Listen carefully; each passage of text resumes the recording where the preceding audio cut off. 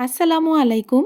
মাস জুড়ে মচমচে থাকবে আর ছোটখাটো খিদার জন্য যে কোনো অনুষ্ঠানে তৈরি করার জন্য এই ফুলঝুরি পিঠার রেসিপিটা খুব সহজেই আপনাদের সাথে শেয়ার করছি। নিয়ে নিলাম প্রায় ৩ কাপ পরিমাণ চালের গুঁড়া, ১.৫ কাপ পরিমাণ কর্নফ্লাওয়ার এবং 1/2 কাপ পরিমাণ নিয়ে নিচ্ছি ময়দা। ভালোভাবে উপকরণগুলো মিশিয়ে চালনিতে চেলে নিচ্ছি। আপনারা চাইলে আতপ চাল অথবা সিদ্ধ চাল যে কোনো চালের গুঁড়াই এখানে নিতে পারবেন। ভালো করে চেলে নিয়ে 1/2 চামচেরও সামান্য একটু কম দিয়ে দিচ্ছি বেকিং সোডা। এরপর দিয়ে দিচ্ছি 1/2 কাপ পরিমাণ চিনি। পছন্দ অনুযায়ী আপনারা এখানে 1 কাপ পর্যন্ত চিনি দিতে পারবেন, তবে হালকা মিষ্টি হলে এই পিঠাটা খেতে বেশি ভালো লাগে। দিয়ে দিলাম স্বাভাবিক তাপমাত্রার 2টো ডিম এবং সামান্য একটু লবণ। দিয়ে দিচ্ছি ডিমের গন্ধ দূর করার জন্য 1 চা চামচ পরিমাণ ভ্যানিলা এসেন্স। ভালো করে মিশিয়ে নিচ্ছি যাতে চিনিটা চটজলদি গলে যায়। চিনিটা গলে যাওয়ার পর দিয়ে দিলাম আরও 1 কাপ পরিমাণ নর্মাল পানি।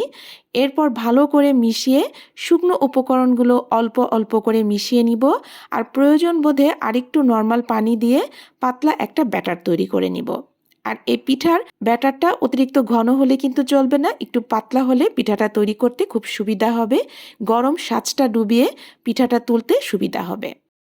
এইভাবে পিঠাটা তৈরি করলে আপনারা মাস জুড়ে মচমচে এই পিঠাটা রাখতে পারবেন, খেতে পারবেন। চাইলে দেশের বাইরেও আপনারা এই পিঠাটা তৈরি করে পাঠাতে পারবেন।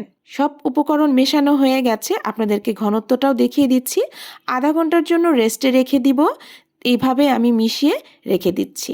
প্রয়োজন বোধে আমার মনে হলো সামান্য একটু পানির প্রয়োজন, তো দিয়ে মিশিয়ে রাখলাম আধা ঘন্টার জন্য। এরপর চুলায় আমি বেশ কিছুটা তেল দিয়ে পিঠার সাজগুলোকে গরম করে নিচ্ছি। খুবই কম মূল্যে কিন্তু এই পিঠাগুলো বাজারে পাওয়া যায়। তো যে পর্যায়ে সাজগুলো ভালো টাটকা গরম হয়ে যাবে, সে পর্যায়ে পিঠার সাজটার 3 ভাগের 2 ভাগ ব্যাটারের মধ্যে ডুবিয়ে সাথে সাথেই আমি গরম তেলে ছেড়ে দিচ্ছি।